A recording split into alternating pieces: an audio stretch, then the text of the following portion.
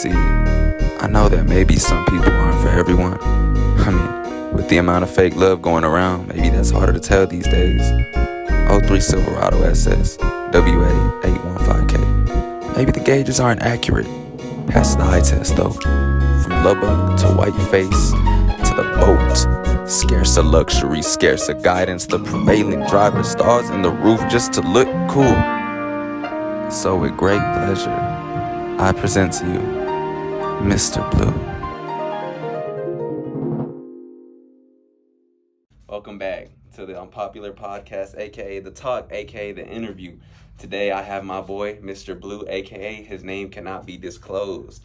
So, what do you have to say, Mr. Blue? Well, why do we call you Mr. Blue? Why do you call me Mr. Blue? Well, it's pretty clear. The truck was a good starting into it. Okay, tell me about your truck. My truck? Well, I got it about a year ago. It's fast. It's the fastest truck around. Fastest truck around. Tell me about that truck. What you got in there? It's a twin turbo, okay. 98 millimeter. Both turbos are 98 millimeter, which is massive if you know anything about cars. It has a stage 4 cam. I have 2 tins in the back that bump loud. I'm dropped like Only 3K on that system. Well, it's 2 tins, but like everything else is upgraded, and the 2 tins are nice, like quality tins. They're not some shitty tins you'd buy like Scar Audio. All right. Now we're going to keep it 1,000. That truck he's talking about is sitting over there growing rust. It's sitting over there growing rust by the Beamer. Fuck no, I changed out the oil pan in that bitch. I changed out the oil pan. I changed out the head gasket too. Or not the head gasket, It's a work in progress. Yeah, it's a work in progress, but it's going to be Blue fast truck, one day. Mr. Blue. Blue truck, How Mr. that Blue. even happened? Bro, it just happened. I don't even remember. But Mr. Blue, that's what everybody calls him. That's what people know him by. Is Mr. Blue get it lit. So, I have him on the podcast today. You know, if I haven't seen the last episode, our introductory episode, that was with my boy Guero, a.k.a. Alex, a.k.a. Big Guero. So, y'all can go check him out. It's the last episode. It's called The Guero Talk. So, I'm here with Mr. Blue today. So, tell me about you. Where you from? Well, I'm originally born in Lubbock. I was born in, I can't say raised in Lubbock because I bounced around everywhere, and I'll get more into that later. But I was born in Lubbock. I spent a little bit of my life there. When I was young, I had some, like, health issues, but that's nothing major. That's just... Tell me about those health issues. Those health issues? Yeah. I think I had bronchitis from being an infant, and that ended up having to go back to the hospital once I got out. And I think that sort of put my mom's told me that to put her in like a depressive episode, because whenever I got back from the hospital, all she did was like lay with me in bed and like appreciate me being alive. Did she think that she was the reason you had bronchitis? No, she thought like I was gonna die if anything, or like she was just worried about my life. Yeah, you know I had bronchitis too, and It turned into asthma. Yeah. I had bad asthma when I was small. And my mom, like, I don't remember it. Obviously, I was small, but I was in and out the hospital when I was small because of asthma. Like, my parents were young, so, 19-year-old, 20-year-old, and they got a little baby that has asthma, so they just take to the hospital. You know what I'm saying? They don't know if I'm going to be all right or anything. When you say you had bronchitis, you're good now, right? Oh, yeah, I'm good now. I've been in pretty good health for a while. All right, so tell me about Lubbock. Lubbock, well, I was born in Lubbock. I bounced around close areas of Lubbock, like Brownsfield, Level Land. That's somewhere in the area. That's a little bit farther. I just bounced around Lubbock. I lived in like a few different houses in Lubbock. I had a bunch of my family there when I was younger. My grandma lived there. I had 3 aunts that lived there. My sister was there. It was just fun. It was a nice town. It was pretty big. I wasn't exposed to the bad side of Lubbock, but I knew it was there. Like, I always, I don't know, maybe I was. I think I grew up in what's considered tech trash, or like the area that's considered tech trash, if y'all know about that. Yeah, so if y'all don't know what he's talking about, Lubbock is in Texas, right? Texas, yeah. That's East Texas. So we're from Texas. We're from West Texas now, right? We live in West Texas, Odessa, Texas. We're from, but what he's talking about is East Texas, Lubbock. I'm sure if you're from Texas, you know what Lubbock is. If you're not from Texas, you might have heard of Lubbock, but that's what he's talking about. So you say you bounced around. Like, what does that look like? Why were you bouncing around? It was a bunch of CPS cases and bad adult decisions. And my mom getting with a bunch of random ass dudes and just living with them. And honestly, it was a crazy early years. I remember I lived in this one like trailer house for a while, and then we moved out of there into an actual house, and that was pretty nice. It was a good upgrade at first. Like, I thought I was having a good life at first, but then that relationship with the guy that she was with, ended up getting very abusive, and so we ended up having to run then. And they only met because of drugs too. So and that how was old also were you not then? bad. At that time, I think I was 7. 7, and this was in Lubbock, Yes. or you had already started? This was bouncing in around? Brownsfield. Brownsfield. Yeah, which is like 15 minutes away from Lubbock. Yeah, I actually, there was one night, it was actually really bad because I saw him like, he was grabbing my mom's hair as my mom was backing out of the driveway. Like, it was, He was crazy. trying to get her out of there? Yes, he was trying to get her out of the car. It was scary to see. And you were in the car. I was in the back passenger seat. I was in the passenger seat. I was right there. I saw You everything. heard that? He ride at 7 years old. He was riding in the passenger seat. Mhm. Some of y'all out there still sitting in a booster seat at 7. Ah. Get like Mr. Blue. So But, then, from Lubbock, where'd you go then? Where'd y'all run to? Well, that's whenever we ended up running down to Rockport and living on the boat for a while. Okay, so tell us about that. That's right, you lived on a boat. Yes, we lived on a boat for a while. We were actually evading CPS and that dude that hit my mom, that was abusing my mom. We were avoiding both of them. That's why we moved down to Rockport, because they didn't know we were down there. So was that CPS case already open, or? It was opened and like in the process of working. Like, Okay, it was she being worked like, through. They're not about to take my child. So Yeah. dipped out of there. She sort of left to avoid CPS, so it was whatever. But I lived on a boat in the water for a little bit with a pair. Like, I lived with a pirate, bro. This guy, like, he was blind in one eye. He had a bird. He had a full-on What? parrot that talked, like, that would like claw, grab at stuff. It was Yeah, a mean parrot? parrot. It wasn't a parrot. It was a. Did it talk? It was a blue macaw. It talked. It said hi, and I remember one time I was sleeping and I woke up and it was on my arm, and my little brother was shining a flashlight at it, pissing it off, and so it scared me because I was little as fuck. I didn't know what to do, So how and I old just were had you? this big bird. I think I was 7. No, I was 8 at that time. 8 at that time. My brother was 2 because me and my brother are 6 years apart. So my brother was 2, so he didn't know much better, but he was And still this shining was, the flashlight at the Josh, bird. right? Yeah, this was Josh. He was shining the flashlight at the bird, and it made it mad, and it's like it would dig into my arm. Ooh, I was seeing birds. It was scary, bro, Nah, because I woke up birds to that are too. scary. Yeah, it was scary. Birds are scary. So you said, did that CPS case ever end up catching up? Oh yeah, for sure, caught up. That's later though. That's whenever we moved back, and that's whenever we moved to Whiteface.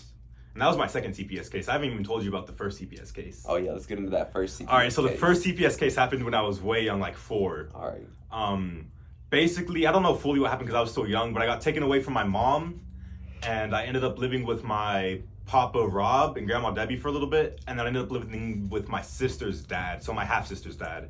Okay. But I consider her my full sister. We were born and raised that close. She's just my full sister. You know how it is. Yeah. And so I ended up living with her dad for a little bit too, and so that wasn't too bad. I don't remember much. I was young. I was like I said, Real 4. small, just Yeah. bouncing around. Yeah. And so then you reunited with your mom? Yeah, reunited with my mom after that, and then that's whenever we ran into the situation with that guy, and yeah, now we're on the boat. And then, so we moved off the boat with the pirate, and because she found another guy to get with. My mom's really like that. She bounces guys. I hate to say it, but she bounces guys. So she found another guy to be with. So I lived on a boat that was on the land. It wasn't even in the water. I had to climb a ladder to get to my bedroom. Was it a big boat? No, it was tiny. Like, I'm talking about, like, there was one big room, and then there was another room, and that's where I slept. Yeah. Oh, I thought something else. Yeah, someone might walk in through the back. Ignore it. Yeah. So that's 8 years old. So keep this. So you're 4 years old. CPS case living with your Papa Rob. That's Santa Claus, right? Yeah, Santa Claus, yeah. Right? Living with your Papa Rob. Reunite with your mom again, and then that's when the whole falling out goes with her ex. Y'all gotta move down to the boat, and then so what happens after that? Well, I don't know why we moved away, but we ended up moving away from the boat, and back to Lubbock with my Grandma Nancy. She's a G. She's a true one. She's grandma to everybody. You all have grandmas like that. She's grandma to everybody. Grandma to everybody. That's how my grandma used to. And so we lived with her for a little bit, and then we were living with her because we were waiting to get accepted into Whiteface. Because I lived at a shelter. It was technically a shelter in Whiteface. I don't consider it a shelter. It was one of the best places I've ever lived, but like it was considered a shelter if I'm honest. And that was in Whiteface? Or that Yes, was in Lubbock? that was in Whiteface. Or in Lubbock, I lived with my grandma, and then I moved like 3 weeks later. Oh, okay. I moved. Moved to Yeah, Whiteface. I Because moved your to mom got with Whiteface. another guy? Or No, because she got accepted into the shelter. Oh, okay. It's like a long-term shelter process. Okay, but through all this, you were still attending school, right? Yes, I've always been in school. I've always elementary. I made 1B in elementary. My entire elementary career, I made 1B. Middle school, my grades are a little bit mixed. It's pretty high still, and same thing with high school. I'm making majority A's and a B every now and then. That's how my entire career's been. But yeah, I've been going through school this entire but time. When it was school like that, was that the standard, or was that the standard you had for yourself? I was just that smart. It was just easy. It was just easy, yeah. In elementary, it was easy for me. But in middle school, that was my standard, is I had to make all A's, if not I got in trouble. And then in high school, it's just sort of like, your grades are your responsibility, yeah. They've told me about them if they're failing and stuff. I'm like, yeah, I understand, but... Okay, so you moved to Whiteface, and then... You switched... How many schools have you been to in your whole life? 12. 12 different schools. Yes. And how many guardians have you had in your whole life? Like, legal guardians. If we don't count, like, double, like, my grandma and grandpa, like, as 2, then we're looking at probably, like, 6. 6 legal guardians. And how old are you? I am currently 17. 17 years old. So bouncing from school to school, was it like, were you always getting introduced as the new kid? Like, hey guys, yeah, I was always the new kid. I was the stereotypical, always the new kid. I would not mean being not as social as everybody else. It didn't help out much because I didn't make many friends. I mainly just found my little friend group and stuck with them. But it wasn't all bad. Like, being the new kid is nice sometimes. Everybody says hi to you. Everybody's nice to you. You could ask for help and nobody cares. You could ask anybody and nobody will say anything to you. So you're the new kid. Yeah, you're the new kid. And so what's the least amount of time you spent at school? Like, you walked in, it was your first day, and then boom, you're out. 3 weeks. 3 weeks. Or it was 2 weeks because there was a little bit of time in between. Like, that was in Lubbock? Yeah, that was to Whiteface? Yep. That was before I moved to Whiteface. So I spent 3 weeks at, a small, random So school. imagine that, 3 weeks at school, you going, you're the new kid. Hey, everybody, this is Mr. Blue. He's the new kid. And then, boom, he's gone. And I'm gone. It was seriously like that for a bunch of my childhood. So, I know you mentioned to me before that you've lived in Arkansas. So, how did that happen? Arkansas, that was, so after a few CPS cases and stuff down the line with my mom, she just ended up getting split custody with my dad. And so, So we haven't even heard about your dad yet. Yeah, my dad, my dad was not around until I was 11 years old. Like, he made appearances, but he was not around. He was like one of those guest appearances in a TV show. Like, he shows up and I knew who he everybody was. claps. Yeah, everybody claps. I knew who he was, but nobody clapped because he was doing bad shit. He was on drugs. He was in and out of jail. He's been in and out of prison 3 times.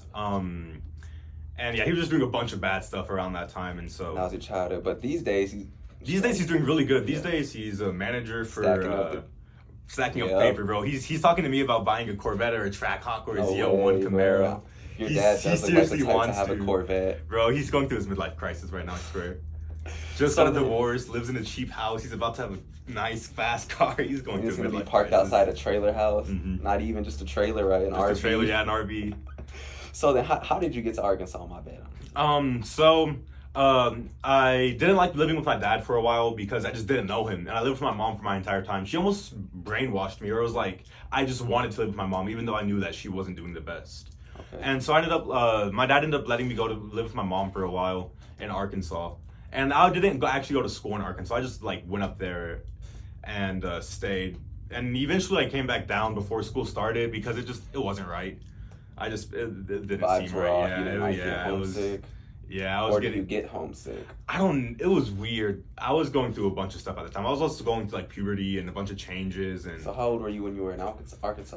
I've taken a few trips up there, but the time where I actually stayed there the longest, I was 14. So I was just starting puberty. Okay, so that was right when your dad came back. Yeah, it was a little bit after. A couple years after. And so how did you end up in Odessa? Shitty old Odessa. Yeah, so whenever I was 11, this was the closing of a CPS case. Okay. The CPS case where we dodged it, and this is the catching up with the second CPS case. All right. So the second CPS case was because your mom was on drugs. Because she was on drugs, and it was originally called for neglect for some reason.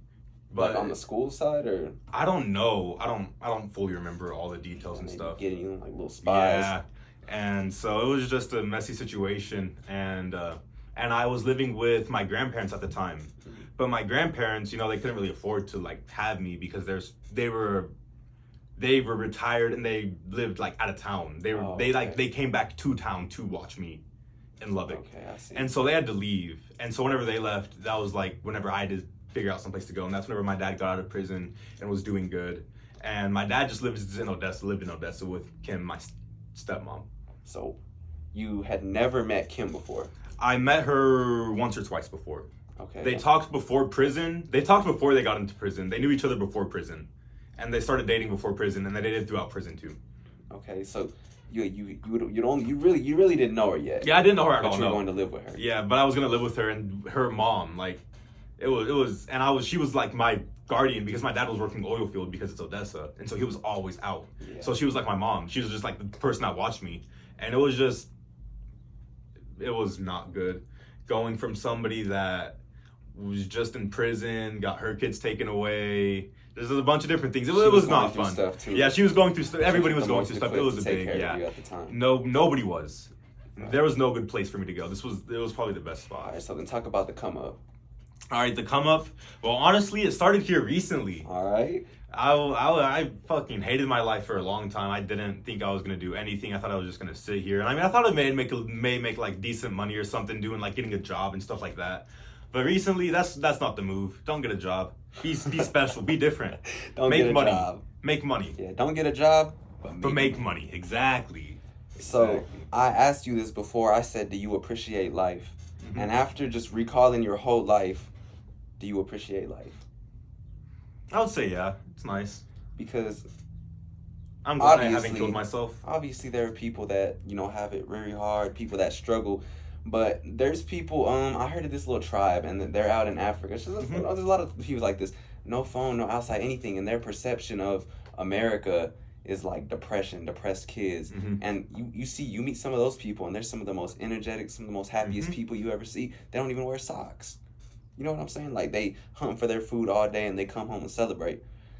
So do you appreciate the fact that you get to eat, that you get to laugh, that you get to cry? Yeah. A lot of people don't. See, I was in class here at Permian in Odessa. I was in class, and I asked the whole class, a bunch of people, if they appreciate life. And I got a lot of no's. In fact, most of them were no's. They said that they would rather have been dead. They wish their mom had aborted them, because the topic was abortion. They wish that their mom had aborted them. And I'm sure a lot of people in their teens aren't too far off from those types of thoughts. You know, I've talked to a lot of people, and I've seen a lot of people, and they've told me things of the such. So I just think it's interesting what's instilled in this generation. It's going to be interesting growing up with this generation. That's for sure. With everybody just not wanting to... Everybody thinks something bad's going to happen, but they never know when it's going to happen. Everybody's like setting up and nonstop anxiety. They're just setting themselves up for more anxiety and more just stress. And I feel like they're not doing what they need to do to help themselves. They realize that it's messed up, but they're not helping themselves. And as long as they continue to not help themselves, then it's just going to continue going down. And we're going to end like this. It's a trap, because this growing up with technology is something that didn't happen before, right? Yep, nobody's past generations. So you're seeing us right now, and it's a loop, because I've seen it happen. I've watched it happen to people. It's like, I've watched it happen to my mom. I'm not gonna say she's addicted to TikTok, but I've seen that stuff's an addiction, definitely. I see kids that are small. Like, my nephew is 8 years old, and he's been glued to his phone for 4 years already. I say 4, let's call it 3. He's been glued to his phone for 3 years already. Every time I see him, it's never left his hand. So it's just interesting to see what's going to happen to this generation, because we have a generation of people that didn't have to walk up to a girl and say what's up. They just had to send her a text behind the screen. We live in a weird social world. Like, a lot of people have terrible social skills, but it's a trap that they're living in. It's hard to break out of. It takes persistence. It takes wanting to change. And a lot of people get stuck in this trap, this dopamine, just reliving your life the same day over and over and over again. You get stuck, and it's hard to break out of that when sometimes you lose the will to break out of that, because you become complacent. You become just cool with being how you are. And shoot, that can hurt you, really. I think it does a lot more harm to people than they realize. And one day you'll wake up and you'll see it. But on a lighter note, Trump pled not guilty to his charges. 34 counts, 34 felony charges. It's a bunch of I dumb believe charges. they're still sealed. I Rape feel charges. There's some charges that are true. I feel like a bunch of stuff that he has been charged with might actually be legitimately true, because you break laws. Sometimes you just break laws as a billionaire and you get away with it. Well, whenever they scrape you, you're not going to get away with it. If they scrape everything they can put on Bill Gates, or everything they can put on any sort of billionaire or millionaire, they're going to come up with something. I mean, money is power, and I think Donald Trump is a good example of that. I mean, shoot, he was rich from birth, right? I just researched Donald Trump. He was rich at birth, right? Small loan of $1 million. But Donald Trump, like, I like Donald Trump, right? He's cool. I think he's funny. He's in this day and age, it's rare for you to have somebody that's gonna have their own opinion, and no matter what you think of that opinion, they're still gonna have it, and that's rare these days. Like, just keeping it real, that's rare these days, and I think Donald Trump is one of those people, and he's a great example of it. I mean, he was a businessman and then became the president of the United States. However you want to put it, however you want to trash him. Oh, he loses money, anything, blah blah blah. Became the president of the United States. He's gonna go down in history as the 45th president of the United States. However where you put it. I think money is power. So I need to get money. So if y'all are out there, y'all make sure to hit that subscribe button. Watch this 2 times. Go ahead and watch it 2 times. Let the ads play. We don't even got ads. I'm not even monetized yet. But yeah, so I just, it is what it is. And so what's the plan these days? The plan these days is to focus on my health is the main thing. I want to make sure, like, I'm realizing nowadays is a bunch of people aren't healthy at all. They put so much bad into their body. It's just, and they're surprised why they get bad out of their body. So that's what I'm trying to do right now. I've been focusing on my health a lot. I've been trying to focus on my mental health, physical health, spiritual health, and money's been a little bit on the side for me right now. I've still been worrying about it. I've been looking on it a little bit, but money's been on the side. Right now, it's mainly been my health. For sure. Imagine living in the days where being depressed was weird. Like, you were looked at as weird. Yeah, that would. Depressed. Like, these days, it's like, oh, you're. Now it's the normal. Now you pity someone who's depressed. I don't pity you if you're depressed, but yeah, now it's the normal. Now it's the normal. Everybody says they have depression. You could ask anybody, and they'll be like, "Oh yeah, I have depression," or anxiety, I'm pretty or sure, anything like that. Everybody would say they have depression. But I feel like everybody does to an extent. Or maybe. I mean, I'm sure people can feel depressed, right? They're depression is the extreme feeling of sadness is depression. So, I mean, I'm sure you can feel depressed, and some people probably do feel depressed. But I don't know. I mean, shoot, everybody could be depressed. That's just the world we live in these days. It's crazy. I mean, look at it. I'm recording on my phone right now, and I'm looking at a what is it? How many? 7-inch rectangle, right? And I'm gonna. That's the way out. A 7-inch rectangle with a pink phone case on it. 7-inch rectangle. Like, imagine your ancestors looking at what we're doing these days.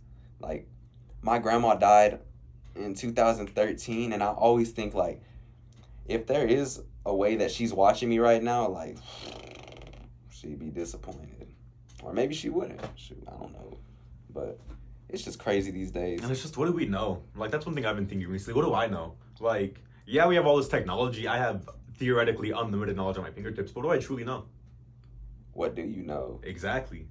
You know a lot. I know a lot. I know how to survive. I know how to take care of daily needs and stuff like that. But I don't have any, like, specialties. I don't know anything. If I get sent back to the past, I'm not going to be able to help anything. I'm not going to be able to tell them how to change science. Yeah, but there's only probably 0.000 of the world that can do that. See, the cool thing about being in what I like to call the sandbox, which is where we live, right? We live in the world, but it's so much bigger than that. We just have no idea. You know what I'm saying? It's cause you see those chat GPT ads, and they're like, what do they say? They're like, this isn't real life. What if it's not? You know what I'm saying? What if it's not? They always say the same thing. This isn't real life. Chat GPT. Oh yeah, finish a 10-hour essay in 2 minutes. This isn't real life. What if it's not real life? And that's what I'm going to leave you on today, because this can only be a short episode. This is Mr. Blue for you. Y'all hit the subscribe button. Those notifications is dropping every 2 weeks, every 1 week, whatever it is. I got a song dropping soon. Y'all make sure to check it out. Stay safe. Select. Stay up. Peace out. You not even in my top 10. Yeah. And how my picture's still blurry, this the newest gen. I gave them head starts, I guess I didn't wanna win.